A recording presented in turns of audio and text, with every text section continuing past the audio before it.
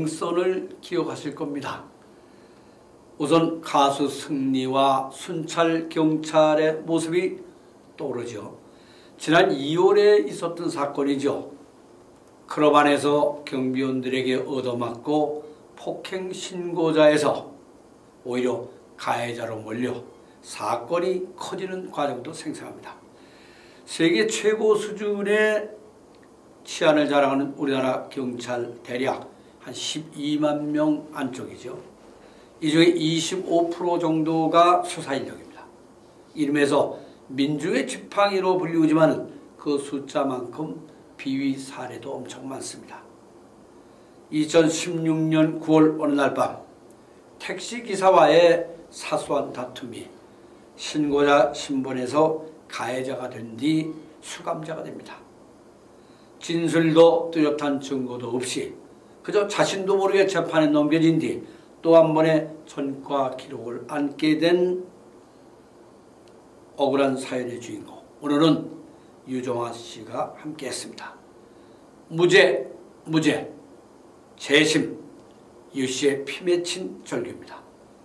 평범한 과일장사 이력의 이분, 그간의 인상을 살펴보니 아쉬움과 한숨이 절로 그치질 않습니다. 간략하게 사건 내용부터 한번 정리를 해보죠.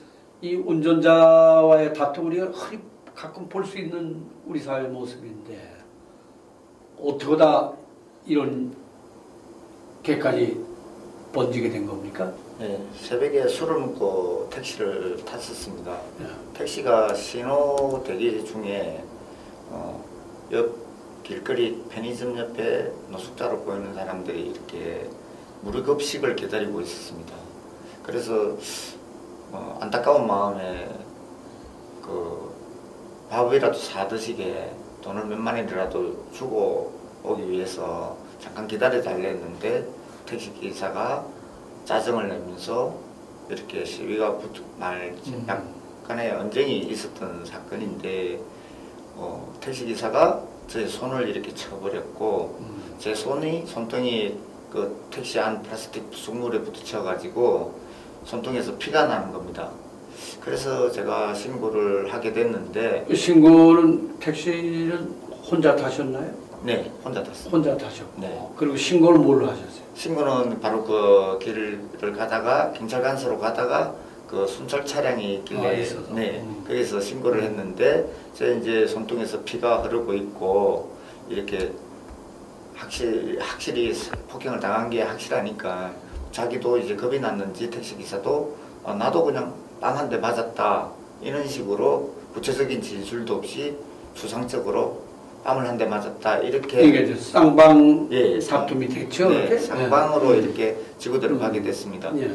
지구대로 가서 그냥 그날 운이 없었다 생각하자 하고 택시기사분께 아저씨 제가 처벌을 원치 않을 테니까 그만하자고 이렇게 하니까 택시기사분도 선생님께서 처벌을 원치 않으면 나도 처벌할 이유가 없다면서 서로 하해를 했습니다.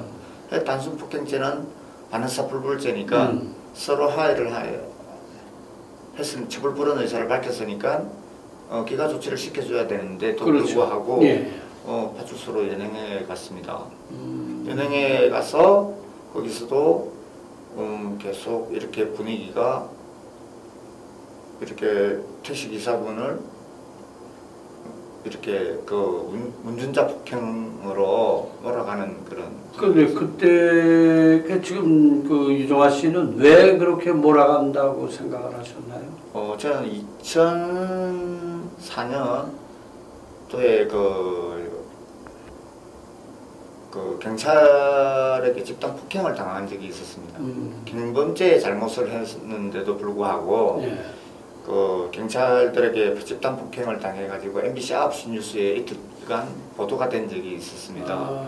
그 사건 이후로 경찰 쪽에서는 저를 조직폭력배 생활도 하지 않는데 지역 조직폭력배로 우범자로 이렇게 관리 대상으로 올려놨고 그때부터 이렇게 사소한 잘못만 있어도 경찰관을 폭행했다는 등 공무집행방해 등의 이런 제명으로 기소를 시켜왔습니다.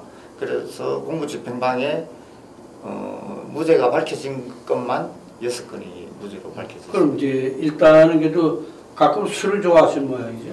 술을 좋아한다기보다는 억울한 과거의 일들이 많아서 울분을 토하느냐고. 그 술에 의지할 어쨌든 간에 본인이 하여튼 그 유발시킨 부분은 뭐 부정은 못하겠지만은 예, 그러나 어쨌든 간에 그래서 운전사께서 일단 양쪽에 합의를 했는데 그리고 이제 경찰서에서 조사받고 떠났지 않겠습니까? 예, 떠났습니다. 예, 떠나고 났는데 몇 달 후에 3개월 뒤에 뭐가 아무런 제명도 없이 예. 무슨 이 제명이 이렇다 저렇다 할 제명도 없이 기아의 사건을 검찰에 송치했다는 통보를 경찰로부터 받았습니다. 그 사전 통보를 안 받았나요? 사인 안 하고? 경찰서에서 당시 기가 조치할 때는 서로가 처벌 부른 의사를 밝혔기 때문에 공소권 없음으로 송치가 될 겁니다라고 했었는데 예. 3개월 뒤에 그런 제명도 없이 그렇게 통보가 날라왔길래 뭔가 이상하다. 예. 또 경찰 검찰에서 엮으려고 하는구나 하는 예. 느낌을 받았습니다. 경험에 의해서. 예, 예. 그래서 부랴부랴 검찰청으로 달려가서 담당 검사한테 이렇게 전화를 하고 물어봤더만은 확인을 해본 결과 제명이 단순 폭행죄에서 운전자 폭행죄로 이렇게 바뀌어 있는 겁니다. 그때가 특가법상 운전자 폭행죄가 가중처벌되는 이게 세법 시행 공표 안 됐나요?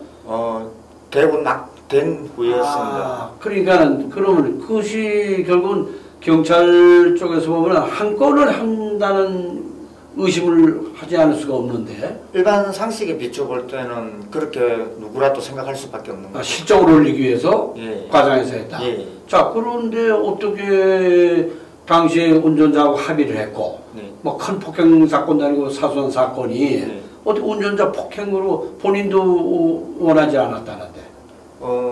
처음에 오히려 제가 용서를 해준 일이었고요. 그래서 택시 기사분께서 저한테 고마워 법정에서도 고맙다는 말을 많이 했었습니다. 예.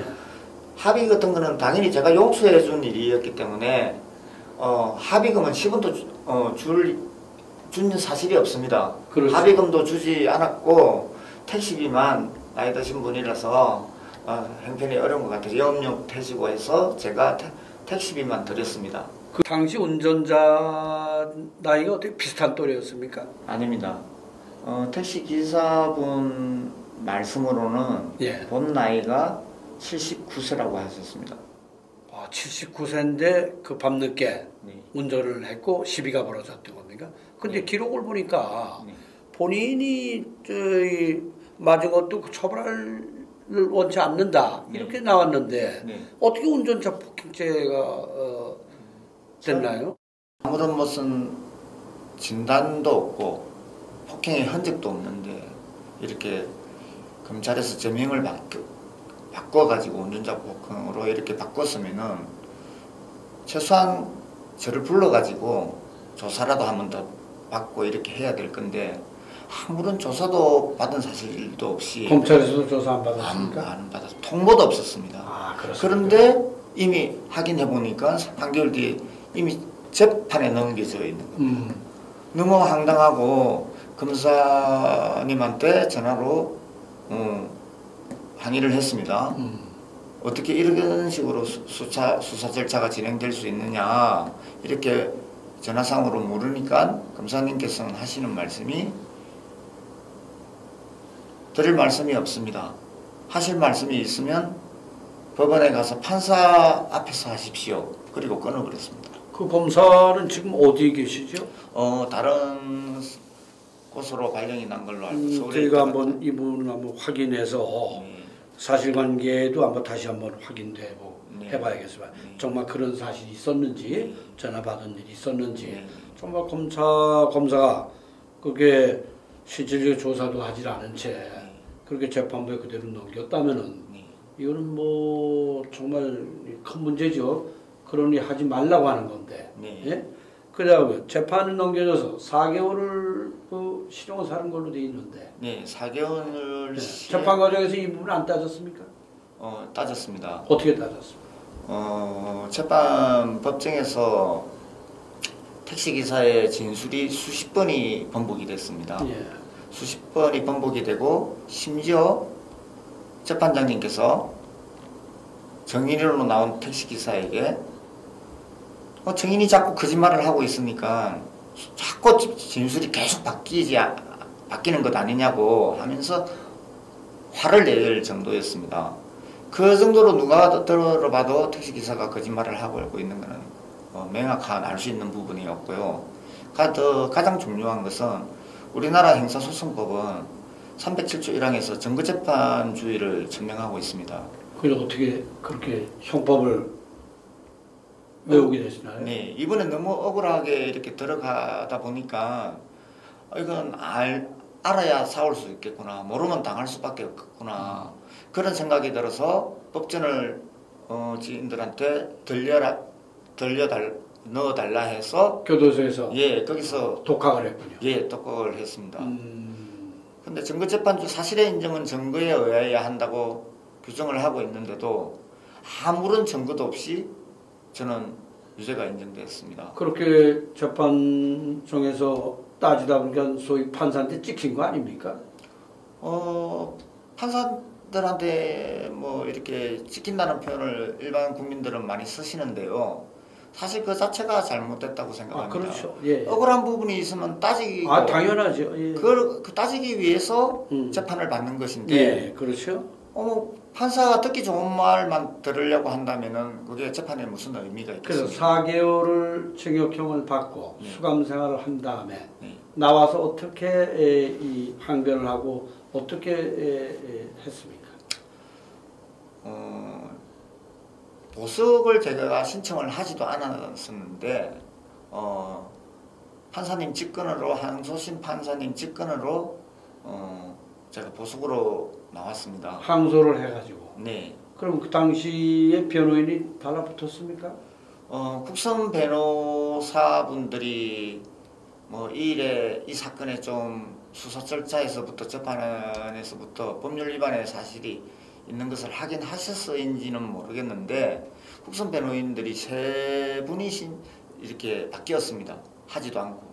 그래서 결국은 이거는 사선 변호인이 없으면 안 되겠다고 해서 민주사회를 위한 변호사 모임 소속에 있는 변호사님한테 서신을 보내가지고 이틀 뒤에 변호사님이 들어오셔가지고 제 항소 이유서를, 제가 작성한 항소 이유서를 보시고는 돈 10원도 안 받고 이건 우리가 맞겠다 해가지고 민변 소속 변호사님들 5분이 변호인단을 구성해서 이름을 올려서 제 사건을 변론을 했습니다. 그럼 지금 이제 이제 유죄 확정이 돼서 또 현재 대법에 이건 재심 청구를 해야겠죠?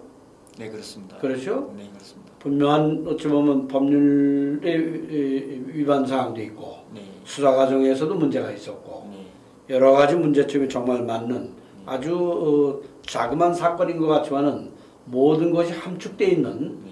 우리 사회 검찰과 법원의 문제점이 그대로 여실히 드러나는 사건이기에 저희 그 무죄 네트워크에서도 열심히 이 부분을 유정아 씨 문제의 억울함을 풀기 위해서 돕도록 저희가 하겠습니다. 당연히 무죄와 함께 또 재심이 이루어지기를 저희도 함께 기도하고 또 함께 노력을 저희가 하도록 하겠습니다. 얼마나 억울했는지 저희 간단한 얘기만 듣고도 또 기록을 보면서 다시 한번 재차 확인하게 됐습니다. 유정아 씨의 건투와 그리고 건강을 기원하면서 저희가 이 사건의 올바른 그 되돌림 이거를 저희가 노력을 하도록 하겠습니다. 신고자에서 가해자가 되고 가해자에서 폭행죄로 전과자가 된 유정아 씨 사건. 지극히 사소한 사건인 듯 하지만은 모든 것이 함축되어 있는 우리 사회 사법부 검찰의 문제점을 들여다볼 수 있는 계기였습니다. 무죄 네트워크 이분의 억울한 사연을 함께하면서 어떻게 대처하고 어떻게 이분을 도울 것인가 모두 함께 깊이 생각하고 함께 돕는 방안을 강구하겠습니다. 감사합니다.